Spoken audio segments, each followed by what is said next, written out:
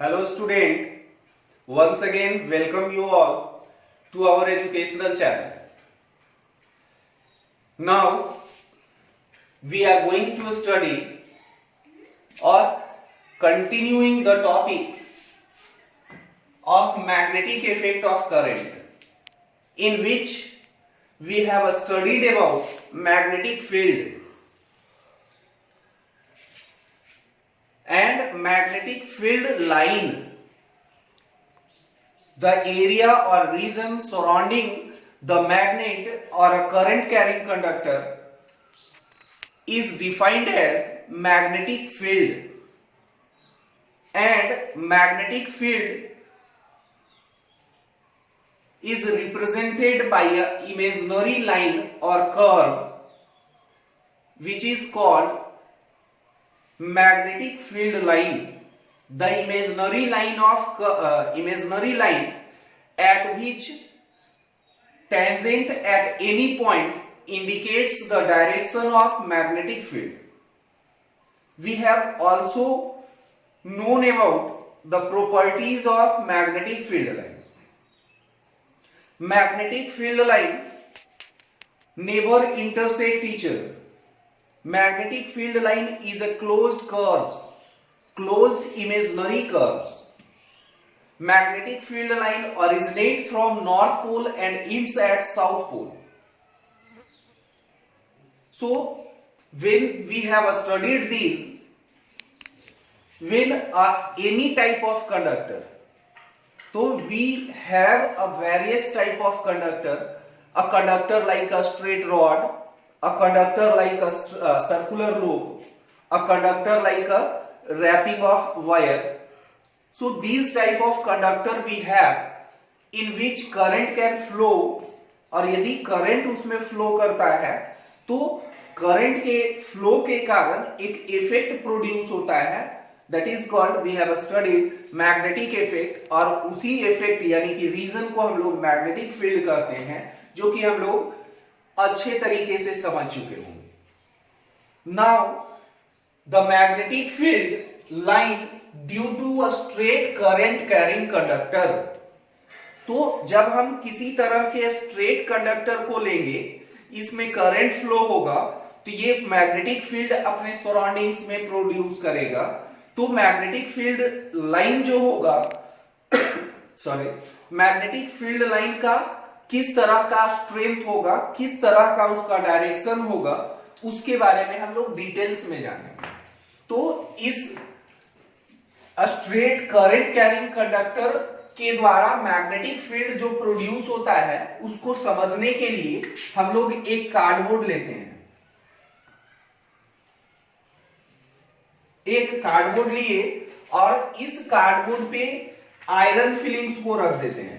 क्या किया जाए? आयरन फिलिंग्स को स्प्रिंकल्ड कर दिया जाता है और इसके सेंटर से हम एक करंट कैरिंग कंडक्टर को पास करते हैं.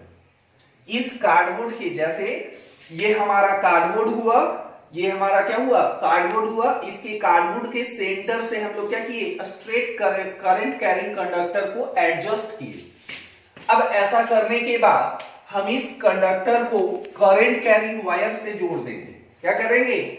जैसे ही इस कंडक्टर को करंट कैरिंग वायर से हम जोड़ेंगे, ये हमारा कंडक्टर होगा and this is connecting wires. Connecting wire which connects the conductor and cell or the source, which this is a cardboard on which iron fillings is sprinkled. अब जैसे ही इस source से करंट का फ्लो कराया जाता है, तो जैसे ही करंट का फ्लो होगा तो करंट फ्लो होने के कारण जो स्प्रिंकल्ड आयरन फिलिंग्स होता है वो इस तरह के कंसेंट्रिक सर्किल में अरेंज हो जाता है. क्या होता है? इस तरह के कंसेंट्रिक सर्किल में, यानी कि वैसा सर्किल, बहुत सारा सर्किल हो और उन सर्किल का एक ही सेंटर होगा. यानी कि जहां से कंडक्टर पास करता है उसी पॉइंट को सेंटर लेते हुए आयरन फिलिंग सर्कुलर पाथ में अरेंज हो जाता है। सॉरी, तो इस कंसेंट्रिक सर्किल यानी कि यही अरेंजमेंट शो करता है कि इस स्ट्रेट करंट कैरिंग कंडक्टर के कारण मैग्नेटिक फील्ड प्रोड्यूस हुआ। अब यहां हमारे मन में क्वेश्चन अराइज होता होगा कि ये जो मैग्नेटिक फील्ड प्रोड्यूस हुआ तो ये इसका स्ट्रेंथ कितना होगा, किस डायरेक्शन में सर्किल का फॉर्मेशन करेगा। तो ये इन सारे चीजों को हम लोग ध्यान में रखते हुए जानने का प्रयास करते हैं। तो जैसे ही यहाँ पे मैग्नेटिक फील्ड का फॉर्मेशन होगा तो मैग्नेटिक फील्ड चूंकि वेक्टर क्वांटिटी है तो मैग्नीट्यूड के साथ साथ डायरेक्शन भी होगा। तो डायरेक्शन को फाइंड आउट करने के लिए हम लोग to determine the direction of magnetic field line produced due to a straight current carrying conductor can be determined by Maxwell right hand rule. Maxwell right hand rule, ये rule क्या बताता है? इस रूल के अनुसार हम अपने राइट हैंड को लेते हैं, राइट हैंड पाम। जब हम राइट हैंड पाम को लेते हैं और इसमें कर्ल फिंगर है, ये जो चार फिंगर है इसको हम लोग कर्ल फिंगर कहते हैं जो आसानी से फोल्ड होता है, और एक थंब है। तो हम थंब को करंट के डायरेक्शन में इंडिकेट करते हैं। जिस डायरेक्शन में यदि करंट का फ्लो अपवर्ड होगा तो अपवर्ड थंब को इंडिकेट करेंगे, यदि करंट का डायरेक्शन क्या हो, डाउनवर्ड हो, तो हम डाउनवर्ड इंडिकेट करेंगे अपने राइट हैंड को, ना कि लेफ्ट हैंड को। हम अपने राइट हैंड थंब को करंट के डायरेक्शन में स्ट्रेच करेंगे और जो जिस डायरेक्शन में हमारा कर्ल फिंगर फोल्ड होता है, सपोज कर लिए कि करंट अपवर्ड फ्लो कर रहा है, तो हम अपने राइट हैंड थंब को लिए और करंट के डायरेक्शन में प्लेस किए, और जिस डायरेक्शन में हमारा कर्ल फिंगर फोल्ड हो रहा है यही क्या होगा, direction of magnetic field line. तो यही जो डायरेक्शन होगा यही एंटी क्लॉकवाइज डायरेक्शन होगा। जब करंट अपवर्ड फ्लो करेगा तो मैग्नेटिक फील्ड लाइन का जो डायरेक्शन होगा वो क्या होगा, एंटी क्लॉकवाइज। यदि करंट का डायरेक्शन रिवर्स हो जाए तो दैट इज करंट डाउनवर्ड, और हम इस तरह से फोल्ड अपने फोर फिंगर को हम लोग फोल्ड नहीं कर सकते। तो फोल्ड करने के लिए हम लोग क्या करेंगे, इस तरह का। तो ये जो डायरेक्शन होगा ये क्या होगा, क्लॉकवाइज हो जाएगा। तो जब कंडक्टर में अपवर्ड करंट फ्लो करेगा तो एंटी क्लॉकवाइज, एंड जब डाउनवर्ड फ्लो करेगा तो क्या होगा, क्लॉकवाइज। तो इस प्रकार से इस Maxwell right hand thumb rule से हम लोग इस प्रोड्यूस्ड मैग्नेटिक फील्ड लाइन के डायरेक्शन को हम लोग फाइंड आउट कर सकते हैं। अब यहां पर तो डायरेक्शन के लिए तो हम लोग क्लियर हो गए। अब यहां पे बात आती है कि जो मैग्नेटिक फील्ड आया तो ये कंसेंट्रिक सर्किल किस तरह से फॉर्म हुआ। अब यहां से कंसेंट्रिक सर्किल का मतलब यहां पे जो स्ट्रेंथ होगा वो कहीं कम होगा कहीं ज्यादा होगा। तो इस स्ट्रेंथ पे थोड़ा गौर करते हैं। तो the strength of magnetic field produced by a straight current carrying conductor is directly proportional to the flow of current. जो मैग्नेटिक फील्ड लाइन प्रोड्यूस होता है और फील्ड लाइन जो प्रोड्यूस होगा वो डायरेक्टली प्रोपोर्शनल होगा करंट के वैल्यू। मींस दैट कि जैसे ही हम सर्किट में करंट के फ्लो को इंक्रीज करेंगे, करंट का वैल्यू बढ़ा दिया जाए, तो मैग्नेटिक फील्ड का स्ट्रेंथ जो होगा वो भी इंक्रीज कर जाएगा। दोनों एक दूसरे के डायरेक्टली प्रोपोर्शनल है। मींस एक के वैल्यू को बढ़ाएंगे दूसरा भी बढ़ जाएगा। And secondly, the strength of magnetic field is inversely proportional to the distance. Means that अब इस स्ट्रेट करंट कैरिंग कंडक्टर के बगल में जैसे ही मैग्नेटिक फील्ड को रखेंगे नजदीक में तो उसमें डिफ्लेक्शन आएगा। वही कंपास नीडल को हम कुछ डिस्टेंस दूर कर दें तो जैसे ही डिस्टेंस बढ़ेगा तो मैग्नेटिक फील्ड का जो स्ट्रेंथ होगा वो क्या होगा, डिक्रीज करेगा। तो सिंपली हम लोग समझ सकते हैं कि मैग्नेटिक फील्ड का जो स्ट्रेंथ होगा वो डायरेक्टली प्रोपोर्शनल होता है करंट के and inversely proportional to the distance. तो यहां पर हम लोग चूंकि देख सकते हैं कि आयरन फिलिंग्स जो ज्यादा नजदीक होगा वो उसका स्ट्रेंथ, वहां का मैग्नेटिक फील्ड क्या होगा, ज्यादा होगा।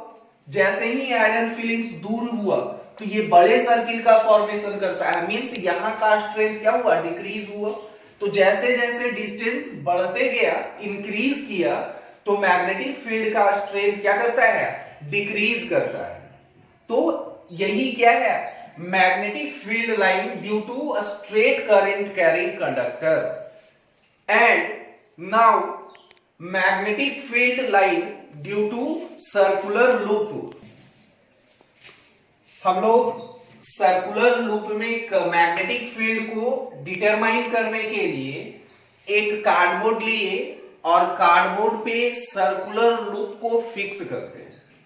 किस प्रकार से, तो जो सर्किल को हम लोग दो भाग में बांटते हैं। वन हाफ जो कि कार्डबोर्ड के ऊपर होगा, हाफ सर्किल, सेमी सर्किल जो कि ऊपर होगा, एंड अदर सेमी सर्किल जो कि नीचे होगा। लूप को दो भाग में बांटे। अब ये जो सर्कुलर लूप का लाइन होगा वो कार्डबोर्ड के किसी दो पॉइंट से पास करता है और इस सर्कुलर लूप को हम लोग किसी सोर्स से जोड़ देते हैं। किसी सोर्स से जैसे ही कनेक्ट किया जाता है तो कनेक्ट करने के बाद जैसे ही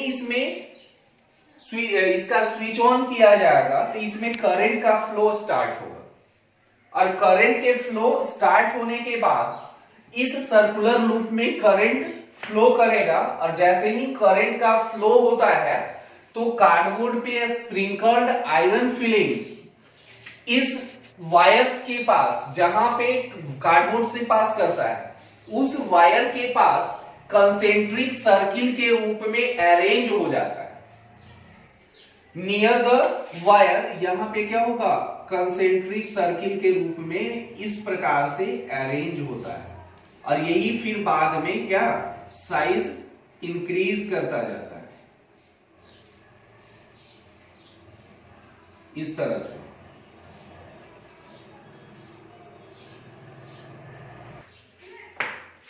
So if the current flows in a circular loop, then the iron filling present on the cardboard arrange themselves in a circular concentric circle near the wire.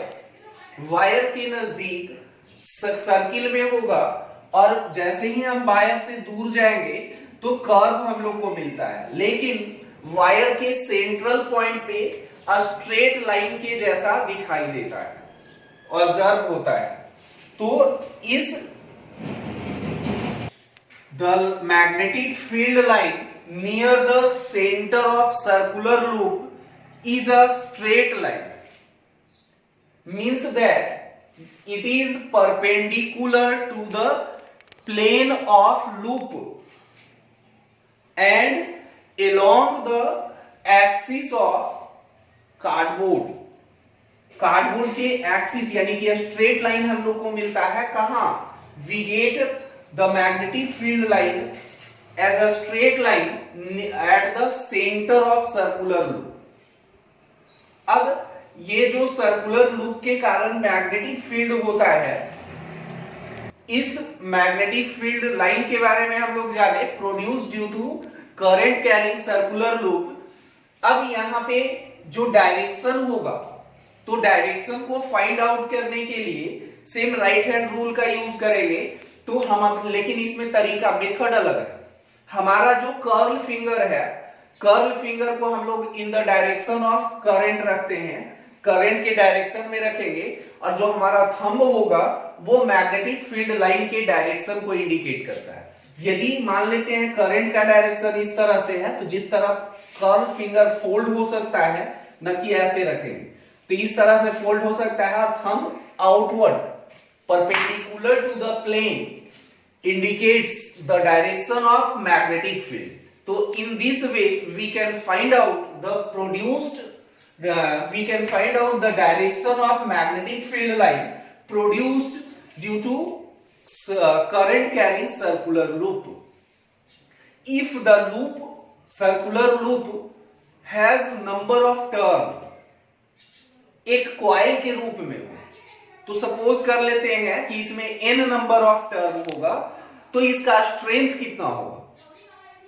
तो simply the strength of circular loop having n turns is equal to the n times of single loop. जितना एक loop में strength produce होगा उसका n times n turns के बराबर होगा। तो यहां पर जो भी टर्न्स होगा वो टर्न्स खुद मैग्नेटिक फील्ड को प्रोड्यूस करेगा।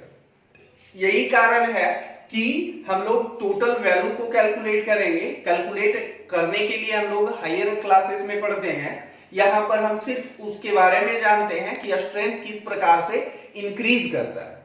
तो स्ट्रेंथ टर्न पे भी डिपेंड करता है। यदि नंबर ऑफ टर्न इंक्रीज करता है तो क्या होगा? मैग्नेटिक फील्ड भी इंक्रीज करेगा।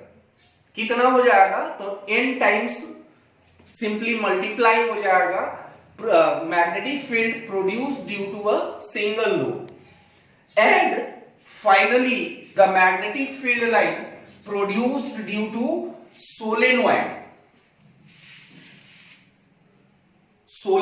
को हम now the magnetic field due to a solenoid, जिस तरह से पीछे हम लोग पढ़े कि किसी स्ट्रेट कंडक्टर के कारण मैग्नेटिक फील्ड सराउंडिंग में प्रोड्यूस होता है, उसी प्रकार से सर्कुलर लूप के कारण, सर्कुलर करंट कैरिंग कंडक्टर के कारण मैग्नेटिक फील्ड प्रोड्यूस होता है। तो किस प्रकार से उसका स्ट्रेंथ और डायरेक्शन चेंज करता है, तो उसी प्रकार से एक सोलेनॉइड है, सोलेनॉइड होता है, सोलेनॉइड में भी मैग्नेटिक फील्ड किस तरह से प्रोड्यूस होगा। तो सोलेनॉइड, सबसे पहले तो सोलेनॉइड कहते किसको है? How we can understand the word solenoid? तो जब हम किसी सिलिंड्रिकल ट्यूब को लेते हैं जिसका लेंथ क्या हो, डायमीटर के तुलना में बहुत ज्यादा हो, तो उसी को हम लोग सिलेंडर कहते हैं। तो सिलिंड्रिकल ट्यूब लेते हैं और सिलिंड्रिकल ट्यूब कैसा होना चाहिए? नॉन कंडक्टिंग होना चाहिए, जो कि इलेक्ट्रिसिटी को कंडक्ट ना करे। तो नॉन कंडक्टिंग सिलिंड्रिकल ट्यूब पे क्या करते हैं? इंसुलेटिंग वायर से इंसुलेटेड वायर से टाइटली रैप करते हैं, लपेटा जाता है एक सर्कुलर राउंड के नजदीक, दूसरे सर्कुलर जस्ट एक दूसरे के नजदीक। तो जैसे ही यहां पर जो स्ट्रक्चर हम लोग को मिलता है तो हम लोग क्लियरली ऑब्जर्व कर सकते हैं कि इस तरह का स्ट्रक्चर मिलेगा। ये जो स्ट्रक्चर मिला तो इसी को हम लोग क्या कहेंगे? सोलेनॉइड कहते हैं। इसी स्ट्रक्चर को हम लोग क्या कहेंगे? सोलेनॉइड। सोलेनॉइड यानी कि समझ में आता होगा। तो जब हम सोलेनॉइड को लेते हैं और सोलेनॉइड को किसी दो एंड को किसी बैटरी या सेल से जोड़ते हैं तो करंट का फ्लो होगा, और जैसे ही इसमें करंट का फ्लो होगा तो करंट के फ्लो के कारण यहाँ पर बहुत सारा नंबर ऑफ टर्न्स मिलेगा सर्कुलर लूप के जैसा। तो हर एक सर्कुलर लूप के जैसा लूप के कारण मैग्नेटिक फील्ड प्रोड्यूस होता है। तो सिंपली हम लोग कह सकते हैं कि यदि इस स्ट्रक्चर में, इस सोलेनॉइड में करंट को फ्लो कराया जाएगा तो क्या होगा? मैग्नेटिक फील्ड प्रोड्यूस होता है। तो जो मैग्नेटिक फील्ड प्रोड्यूस होता है कैसा होगा, किस तरह का नेचर होगा, तो हम लोग यहाँ पे ऑब्जर्व कर सकते हैं। जैसे ही इस सोलेनॉइड में मैग्नेटिक फील्ड को करंट को पास कराया जाएगा तो यहाँ पर मैग्नेटिक फील्ड प्रोड्यूस होता है, वो भी किसके जैसा? बार मैग्नेट के जैसा। जिस तरह से हम लोग बार मैग्नेट में ऑब्जर्व किए थे कि जो मैग्नेटिक फील्ड प्रोड्यूस होता है तो यहाँ पे दो पोल क्रिएट हो जाएगा, north pole and south pole. तो यहां पर जो मैग्नेटिक फील्ड होगा वो किस तरह का होगा, इस तरह का।